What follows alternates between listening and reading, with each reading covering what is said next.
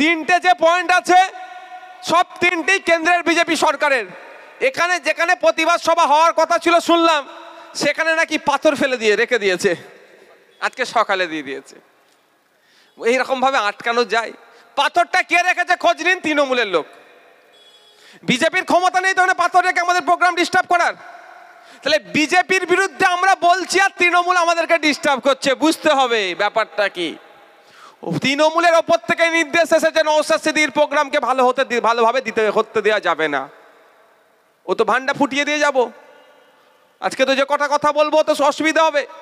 আপনাকে আমাকে বোকা বানানোর জন্য, আপনার আমার শুধু ভোটটাকে নেওয়ার জন্য কোথায় কাঁচে হাত কেটে আপনার আমার মাসি আসে যে বলল যেই হাত, যেটার জন্য নাকি ওয়াকাফের জন্য নাকি তিনি হাত কাটলেন, ওই ওয়াকাফ ওই হাত দিয়ে আজকে যে যোগী আদিত্যনাথ মুসলমানদের উত্তরপ্রদেশে দেখে দেখে খুন করছে সেই হাতে আবার ফুল ধরে দিলেন।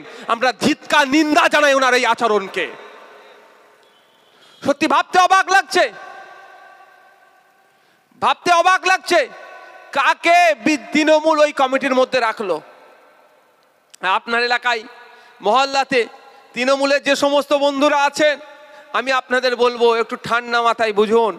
কাকে কান নিয়ে চলে গেলে কাকের দিকে তাকানোর প্রয়োজন নাই, কানে হাত দিয়ে দেখুন কানটা আছে না নাই। পশ্চিমবাংলায় যে ওয়াকফ সম্পত্তি আছে সেটা তো লুটপাট হচ্ছে, লিস্টে থাকার পরেও লুটপাট হচ্ছে। আর যেটা উদ্ধার করতে পারেনি ৭৫,০০০ বিঘা, সেটা কবে উদ্ধার করবে? মাননীয়াকে প্রশ্ন করেছিলাম, মাননীয়া বললেন আমি বুলডোজার চালিয়ে উদ্ধার করতে পারবো না। বুলডোজারের আমরা পক্ষে নয়, বুলডোজারের পক্ষে আমরা নয়। ওই বুলডোজার বাবার উত্তরপ্রদেশে তার বিরোধিতা আমরা করেছি, কিন্তু আমরা ভুলে যাচ্ছি না এই শহরতলি এলাকাতে বারাইপুর, সোনারপুর, কলকাতা, বিধাননগর থেকে শুরু করে যখন পেটের দায়ে ফুটপাতে গরিব মানুষ ঠেলা লাগিয়ে, যাকে সহজ ভাষায় বললে হকারি করে তাদের রুজি রুটি চালাতো, সেই সময় মমতা ব্যানার্জির বুলডোজার তাদেরকে ভেঙেছিল, সেইটা হুঁশ উনার ছিল না। আর উনি ওয়াকফ সম্পত্তি উদ্ধারের কথা বলে আমি বুলডোজার লাগাতে পারবো না। গরিবের পেটে মারার সময় বুলডোজার লাগাতে পারবেন। আর 2011 সালের আগে বলেছিলেন ক্ষমতায় আসলে ওয়াকফ সম্পত্তি উদ্ধার করব। আজকে উদ্ধার তো দূরের কথা, আরো বেশি বেহাত হয়ে যাচ্ছে। আর আপনার আমার মন পাওয়ার জন্য কি বলছেন, ও ওয়াকফকে আমরা কি বলছে বেহাত হতে দেব না।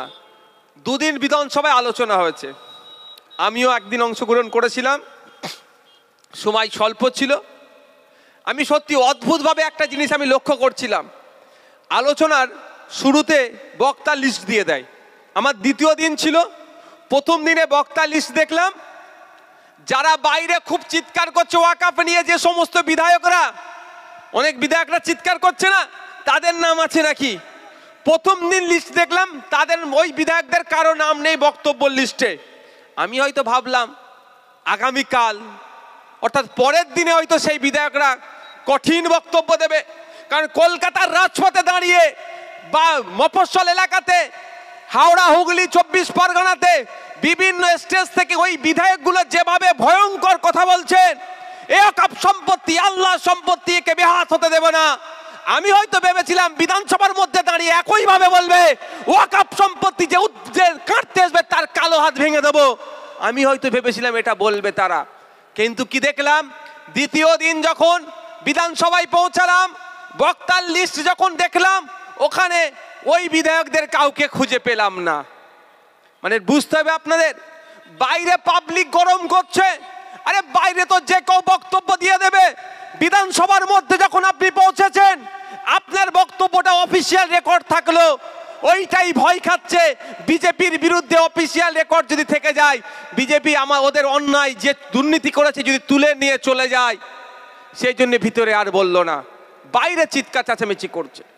তাই বন্ধুগণ আপনাদের বলবো, 29টা এমপি আছে, আমরা ফলো করছি এমপিদেরকে। পার্লামেন্টে যখন এই বিষয় নিয়ে ডিবেট হবে, পার্লামেন্টে যখন এই বিষয় নিয়ে ভোটাভুটি হবে, ওই তৃণমূলের 29টা এমপি কি করছে আপনাকে আমাকে সকলকে সজাগ থাকতে হবে, নজর রাখতে হবে। কারণ আমরা দেখলাম, ভুলে যাচ্ছি না আমরা, আমাদের অভিজ্ঞতা হয়ে গিয়েছে, পার্লামেন্ট থেকে যখন সিএএ বিল পাস হয়েছিল, যখন বিলটা আইনে পরিণত হলো, যখন ওই আইন নাকি সংখ্যালঘু মুসলমানদেরকে দেশ থেকে তাড়িয়ে দেবে, পশ্চিম বাংলার সংখ্যালঘু মুসলমানরা আতঙ্কিত হয়ে গিয়েছিল, তখনও তৃণমূল রাস্তাঘাটে বড় বড় মিছিল মিটিং করছিল, যে কি ক্যাকা ছিছি। মনে আছে আপনাদের? মনে আছে নাকি ভাই? আছে তো? তৃণমূল ক্যাকা ছিছি, অর্থাৎ সিএ মানবো না, ভালো কথা, ক্যাকা ছিছি করছিল, বড় বড় মিটিং মিছিল করলো। আর পার্লামেন্টে যখন ভোটাভুটি হচ্ছিল, এটা আইন হবে কি হবে না, প্রথম মাসে বিল, বিলের পরে আইন, সিএএ সিটিজেন অ্যামেন্ডমেন্ট অ্যাক্ট হলো, তারপরে সিএবি থেকে সিএএ। যখন ভোটাভুটি হচ্ছিল, তখন তৃণমূলের এমপি গুলো পেছনের দরজাতে পালিয়েছিল, আর বাইরে চিৎকার করছিল, এ বিল সিএএ মানছি না, মানবো না। ঠিক একইভাবে ওয়াকফ সংশোধনী 2024, তৃণমূল বলছে মানছি না, মানবো না। আমি অপেক্ষায় আছি যখন ভোটাভুটি হবে পার্লামেন্টে, পার্লামেন্টে এটা নিয়ে যখন ডিসকাস হবে, তখন তৃণমূলের এমপি গুলোর ভূমিকা কি থাকে।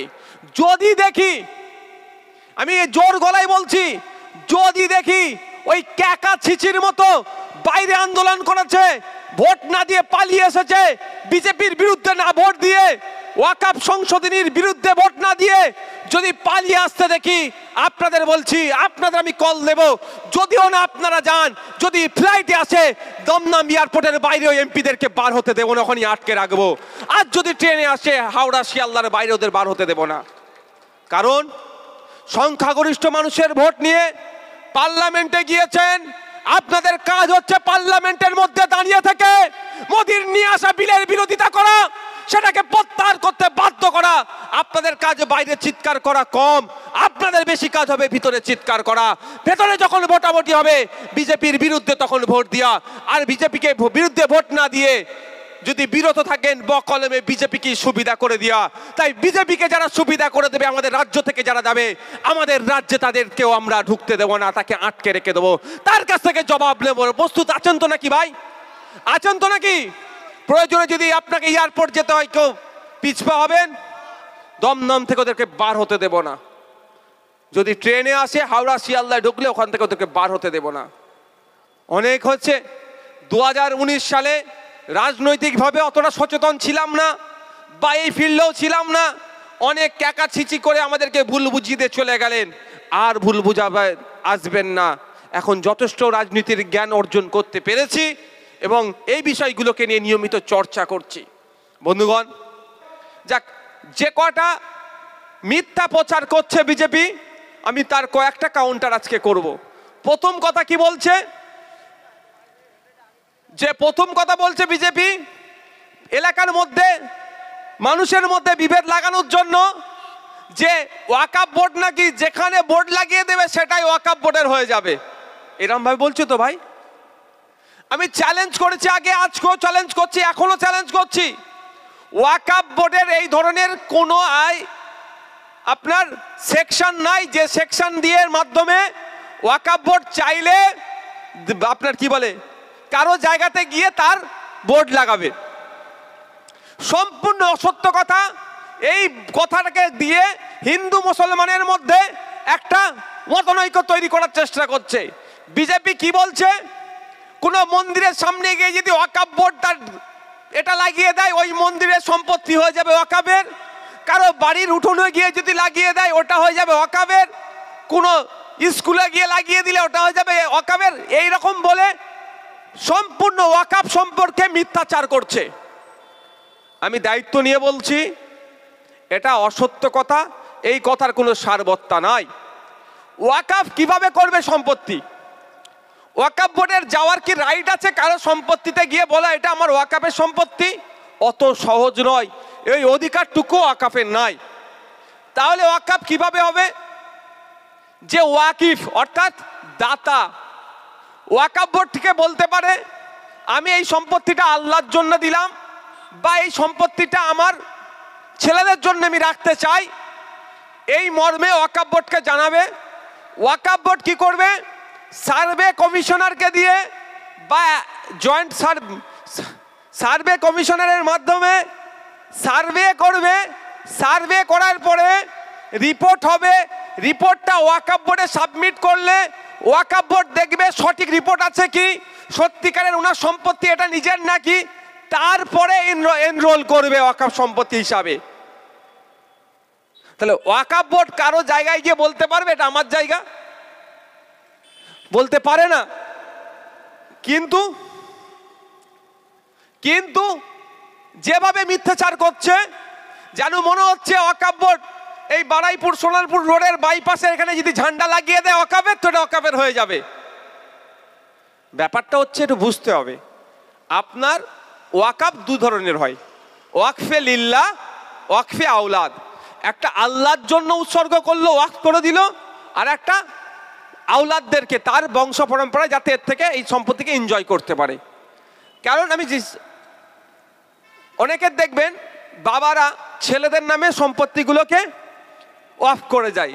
কারণ কি, ধরুন না এই মার্কেটে 10টা দোকান আছে আপনার বাবার, আপনার বাবা দেখলো যে আমার 2 ছেলে আছে, যদি এমনি এই দুজনকে 5টা করে ভাগ করে দিই, এরা বেটা বেচে কিনে খেয়ে নিতে পারে, বেচে খেয়ে নিতে পারে।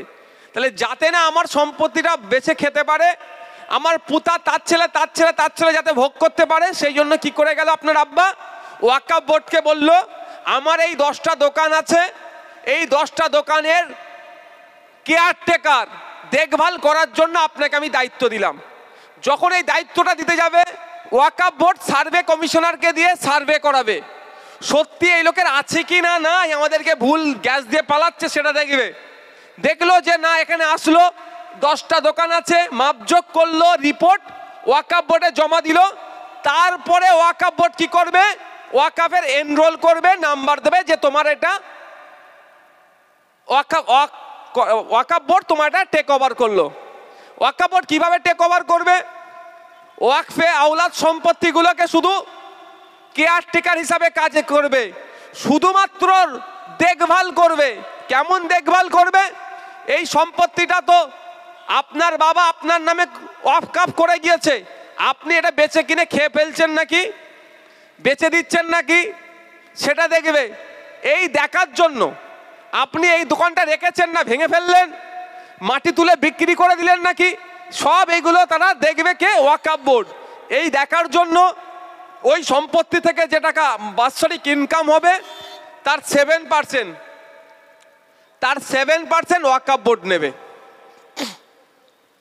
এটা হচ্ছে তাহলে একটা প্রথম, এই ওয়াকফ বোর্ড সম্পর্কে যারা মিথ্যাচার করে তার জবাব দেবেন যে ওয়াকফ বোর্ডের নিজস্ব কোনো ক্ষমতা নাই কারো সম্পত্তি এখানে গিয়ে সেটাকে বলা এটা ওয়াকফ। এবার আমরা ওয়াকফ সম্পত্তির বিরোধিতা করছি কেন, এই অ্যামেন্ডমেন্টের বিরোধিতা করছি কেন, বিজেপি কোন জায়গাটাই আপনাকে দুর্বল করার চেষ্টা করছে, এটা একটু আরো ঠান্ডা মাথায় বুঝতে হবে। ওয়াকফ বোর্ডের যারা দায়িত্বশীলেরা থাকবেন তাদের প্রত্যেকেই তারা ইসলাম ধর্মের হতে হবে। এবারে এটাকে বিজেপি সরকার চেষ্টা করছে অন্য ধর্মের মানুষকে এর মধ্যে ঢোকানোর জন্য। আমার এই কথাটা শুনে বলতে পারে অনেকে যে ধর্মনিরপেক্ষ ভারতবর্ষে ওয়াকফ বোর্ডের দায়িত্বে যদি অন্য ধর্মের মানুষ থাকে অসুবিধা কোথায়, এই কোশ্চেনটা করতে পারে। এই ওয়াকফ বোর্ড 1995 সালের আইন হয়েছে, আপনি 1800 সালের দিকে যদি চলে যান, দা হিন্দু রিলিজিয়াস এন্ডোমেন্ট, হিন্দু ধর্মের পূর্বপুরুষেরা হিন্দু ধর্মের মন্দিরের জন্য, শ্মশানের জন্য, দেবদেবীর জন্য যে সম্পত্তিগুলো উৎসর্গ করে, যাকে আমরা সহজেই দেবত্ব সম্পত্তি বলি, সেই দেবত্ব সম্পত্তি রক্ষণাবেক্ষণের জন্য দা হিন্দু রিলিজিয়াস এন্ডোমেন্ট অ্যাক্ট আছে, তার মাধ্যমে রক্ষণাবেক্ষণ হয়। কাশীতে বৈশ্বনাথ মন্দির আছে না, ওই মন্দিরের সম্পত্তি দেখভাল রক্ষণাবেক্ষণের জন্য উত্তরপ্রদেশে সেম ওয়াকফ বোর্ডের মতো বোর্ড আছে, যে ওয়াকফ বোর্ডের যে ধরনের নিয়ম নির্দেশিকা আছে ঠিক একইভাবে ওই টেম্পলের ওই মন্দিরেরও সেই নির্দেশিকা আছে। আপনি উড়িষ্যায় চলে যান, উড়িষ্যার বিখ্যাত মন্দির পুরী মন্দিরে চলে যান, তামিলনাড়ুতে চলে যান, কর্ণাটকাতে চলে যান, আন্ধ্রপ্রদেশে চলে যান, সেখানেও ওয়াকফ বোর্ড যেমন আছে, ওয়াকফ বোর্ডের সাথে সাথে হিন্দু ধর্মের দেবত্ব সম্পত্তিগুলোর রক্ষণাবেক্ষণ করার জন্য আলাদা হিন্দুদের এন্ডোমেন্ট যে খোলা হবে তারও আলাদা বোর্ড আছে। এবার সেই বোর্ডের নির্দেশিকা কাগজ আজকে আমি আনিনি, তাড়াহুড়ো হয়ে গিয়েছে। সেই বোর্ডের সেই অ্যাক্টে সরাসরি উল্লেখ করা আছে যে আপনার যদি কাশী বৈশ্বনাথ ওই অ্যাক্ট ওর যে আইন আছে, ওই মন্দিরে অ্যাক্টের যে আইন আছে সেখানে উল্লেখ করা আছে এই মন্দিরের ট্রাস্টি বোর্ডে এই মন্দিরের কমিটির মধ্যে যারা থাকবেন তারা ধর্মীয় হিন্দু হতে হবে। অফিসার যেই থাকুন না কেন সবাইকে হিন্দু হতে হবে এবং কর্মচারী পর্যন্ত হিন্দু হতে হবে। যদি কোনো কর্মচারী বা কোনো ট্রাস্টি অফিসার হিন্দু থাকা অবস্থায় তার ধর্ম যদি সে পরিবর্তন করে, তার ধর্ম যদি সে সিজ করে, পরিবর্তন করে, কনভার্ট হয় অন্য কোনো ধর্মে, তাহলে এই বোর্ডে তিনি আর থাকতে পারবেন না, সরাসরি উল্লেখ আছে। অর্থাৎ হিন্দু সমাজের দেবত্ব সম্পত্তি রক্ষণাবেক্ষণের জন্য সরকারি কমিটি হলেও সেখানে কোনো অহিন্দু জায়গা পাবে না, এটা আইন হয়ে আসছে। ঠিক একইভাবে আইন হয়েছিল যে ওয়াকফ বোর্ডের যে সম্পত্তি আছে সেটাকে দেখভাল রক্ষণাবেক্ষণ ওয়াকফ বোর্ডে কারা থাকবে, সরকার পরিচালনা করলেও অমুসলিম কেউ হবে না। এখন কেন্দ্রের বিজেপি সরকার হিন্দু মুসলমানের মধ্যে রেষারেষি তৈরি করার জন্য এটা ওয়াকফ বোর্ডের ধর্মীয় জিগির তুলছে। এবার স্বাভাবিকভাবে বিধানসভা এটা নিয়ে দুদিন ডিবেট হয়েছিল। আমি বলিনি, আমার সময় অল্প ছিল, বলতাম না হলে। শাসক দলের অনেক বিধায়ক বলেছেন তাহলে পুরী মন্দিরের যে ট্রাস্ট আছে ওখানে যদি কোনো মুসলিম সদস্য পদ নিতে চায় হবে তো। বলেছেন তামিলনাড়ুর কথা, বিভিন্ন কালীঘাট মন্দির, বিভিন্ন মন্দিরের যে ট্রাস্টি আছেন, বোর্ডের যারা দায়িত্বশীলেরা আছেন তারা সকলেই কিন্তু হিন্দু ধর্মের দীক্ষিত, অহিন্দু কেউ নয়। এটা হয়ে আসছে, এটাই তো ধর্মীয় সম্পত্তি রক্ষণাবেক্ষণ করবে, সম্পত্তি দেখভাল করবে সেই ধর্মের মানুষজন। কিন্তু বিজেপি সরকার সংশোধনীর নাম করে এটাকে ধূলিসাৎ করতে চাইছে, এর বিরোধিতা আমরা করছি। কিন্তু এই বিজেপি মিথ্যাচার করছে, চাপিয়ে দেওয়ার চেষ্টা করছে। একটা ভয়ঙ্কর পয়েন্ট দিয়েছে এর মধ্যে, ভয়ঙ্কর পয়েন্টটা হচ্ছে প্র্যাকটিসিং ইসলাম। কম করে 5 বছর আপনাকে প্র্যাকটিসিং ইসলাম অর্থাৎ অনুশীলনের মাধ্যমে যে ইসলাম আপনি হবেন তাহলে আপনি ওয়াকফ করতে পারেন। এবার আপনি 5 বছর ধরে ইসলাম ধর্ম ঠিকঠাক পালন করছেন কি করছেন না এটা দেখবে কে? সার্টিফিকেটটা কে দেবে? বলছে কালেক্টর দেবে। আপনি বলুন ইসলাম ধর্মের সঠিক প্র্যাকটিসটা কি? 5 ওয়াক্ত নামাজ পড়তে হবে, 1 মাস রোজা রাখতে হবে, ধর্মীয় আরো আনুষঙ্গিক বিষয় আছে, দাড়ি থেকে শুরু করে লাইফস্টাইল থেকে শুরু করে সবটাই আপনাকে মানতে হবে, তাহলে আপনি প্র্যাকটিসিং ইসলাম হচ্ছেন। এবার আপনি ধরে নিলাম আপনি 5 ওয়াক্ত নামাজ পড়েছেন লাস্ট 5 বছর, আপনার কপালে এখন দাগ হয়নি, নাও হতে পারে। অনেকে নামাজ পড়লে কপালে দাগ হয়ে যায়, অনেকের হয়নি। আপনি কালেক্টরকে গিয়ে বললেন আমি সম্পত্তি দান করব, ওয়াকফ করব। কালেক্টর আপনার মুখের দিকে তাকিয়ে বলল না তো, তুমি তো ঠিকঠাক ইসলাম ধর্ম পালন করো না, তোমাকে প্র্যাকটিসিং ইসলাম মুসলিম মনে হচ্ছে না, তো তুমি ওয়াকফ করতে পারবে না। তার মানে কি সর্বনাশটা করলো, বুঝতে পেরেছেন? কোন জায়গায় আঘাত দিচ্ছে সেটাকে জানতে হবে। মাইক লাগিয়ে বিজেপি এই ভুল করছে বলে চিৎকার করলে হবে না। বিজেপি কোন জায়গাটায় সংখ্যালঘু মুসলমানদেরকে আঘাত করছে সেই জায়গাটাকে ধরতে হবে ওয়াকফের ক্ষেত্রে। তাহলে আপনাকে গোড়ায় কোথায় মারলো? যে আপনার সার্টিফিকেট কে দেবে? কালেক্টর দেবে। আপনি প্র্যাকটিসিং ইসলাম কি ইসলামের মধ্যে নাই। এবার আপনি বলেন আপনি ফজরের নামাজ পড়লেন, হয়তো মসজিদে না গিয়ে বাড়িতেও ঠান্ডার সময় গরম পানি হোক আর ঠান্ডা পানিতে উজু করে ঘরের মধ্যে পড়ে নিলেন, কালেক্টরকে আমি কি গিয়ে বলবো নাকি যে আমি সম্পত্তি ওয়াকআপ করব, ওই জন্য আপনি আমাকে একটু খোঁজ রাখুন আমি ফজরের নামাজ পড়ছি কি পড়ছি না? তাহলে কি যত মুসলিম আছে পশ্চিমবাংলায়, ভারতবর্ষে, মোদিজি কি প্রত্যেকটা মুসলমানের সাথে একটা করে অফিসার দিয়ে রাখবে নাকি?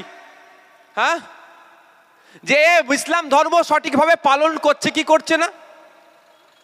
এই ধরনের অবান্তর বিষয়গুলো ওর মধ্যে ঢুকিয়ে দিয়েছে। যে অবান্তর বিষয়গুলো ঢুকিয়ে মুসলিম ধর্মের অনুসারীদেরকে, মুসলমানরা যাতে দ্বিধাগ্রস্তের মধ্যে পড়ে, সমস্যার মধ্যে পড়ে, সেই অপচেষ্টা চালাচ্ছে।